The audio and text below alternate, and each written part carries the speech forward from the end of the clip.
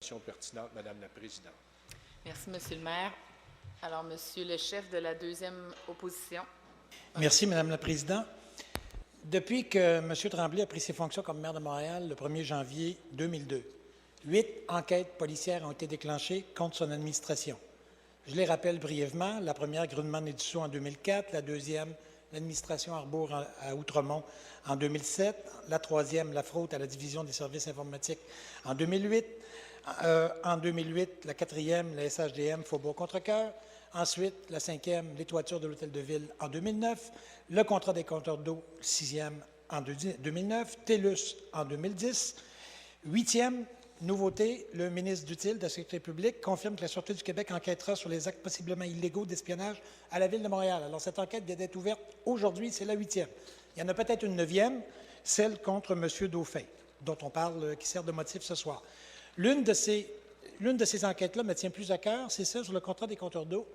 J'ai ici 70 copies de la première page de la plainte en question qui a été dûment reçue et qui fait l'objet d'une enquête en règle de la part de la Sûreté du Québec.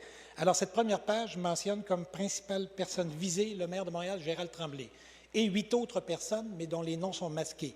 Alors, je la dépose. Alors, M. Tremblay, vous êtes, depuis le 1er mai 2009, sous enquête policière. Sachant cela, vous appliquez-vous à vous-même la même politique que vous voulez appliquer au président du Conseil, M. Dauphin, et nous annoncerez-vous ce soir que vous allez vous retirer temporairement de vos fonctions? La question est posée. Monsieur le maire.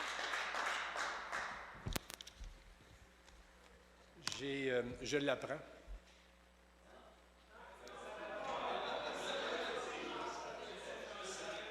Non. Je l'apprends que la Sûreté du Québec, mais je dois vous dire juste une chose. Je n'ai jamais eu une question où j'ai jamais rencontré une personne qui était intéressée à savoir ce qui s'était passé d'un compteur d'eau par rapport à ce que vous dites. Alors, je ne sais même pas si c'est vrai ce que vous dites. Vous pouvez déposer tous les documents que vous voulez. Tout ce que je sais, c'est que ce dossier a été soumis aux autorités compétentes, mais en ce qui me concerne, je n'ai absolument rien à me reprocher et je n'ai jamais été interpellé par qui que ce soit dans ce dossier. Alors, je vais prendre connaissance du document maquillé que vous déposez ce soir. Alors, en question complémentaire, Monsieur le deuxième chef de l'opposition. Bien, je vais en profiter, Madame la Présidente, pour mieux informer Monsieur le maire. C'est effectivement une plainte que j'ai déposée à la... Oui. Attendez. J'ai dit que j'allais... S'il vous plaît, s'il vous plaît. Au directeur des crimes économiques de la Sûreté du Québec, l'entretien a duré 1 heure. 45 minutes, c'était pour vérifier le sérieux de ma démarche. 15 minutes après, pour m'expliquer qu'on acceptait la plainte et qu'on ouvrait enquête.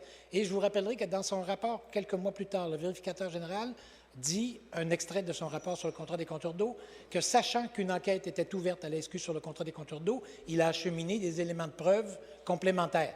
Alors, il y a, Monsieur le maire, si vous ne le savez pas encore, vous l'apprenez ce soir, dans la démarche d'enquête de la Sûreté du Québec sur les compteurs d'eau, vous êtes l'une des 9 personnes visées. Monsieur Madame le la maire. Présidente, le chef de la deuxième opposition n'est même pas digne d'être un membre de ce conseil municipal.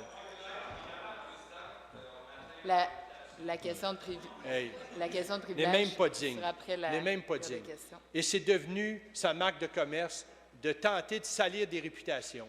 Alors, il peut faire la plainte qu'il veut, il peut nommer les noms qu'il veut, mais je vais te dire, là, c'est totalement sans fondement. C'est comme si moi, j'écrivais n'importe quoi pour essayer de dire aux autorités compétentes, allez donc voir peut-être qu'il y a quelque chose. Alors, je vais très sérieusement réfléchir aux faussetés que vous venez de dire, parce que là, ça commence à être très grave, puis ça ne fait pas la première fois. Vous le dites encore de façon très claire dans les médias. Puis vous l'avez dit pour un autre, un entrepreneur, puis le chef de la deuxième opposition a dû se lever à 2 reprises ici, puis faire 8 excuses publiques pour nier et pour dire que les allégations qu'il avait faites, il les regrettait très sincèrement. Je pensais qu'il avait appris sa leçon. Il ne peut pas nous dire, après 2 élections, que maintenant, il ne sait pas les règles du jeu. Mais salir les réputations des personnes, je pense que ça commence à être très grave. Si c'est le genre de politique que cette formation veut faire avec son chef. À partir de ce moment-là, la politique, les citoyens et citoyennes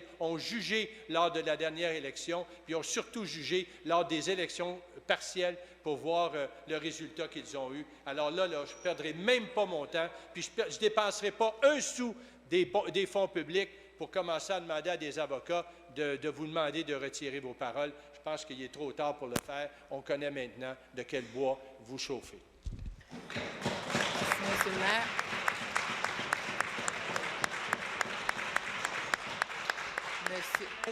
Monsieur le chef de la deuxième opposition, la question de privilège ira après la période de questions.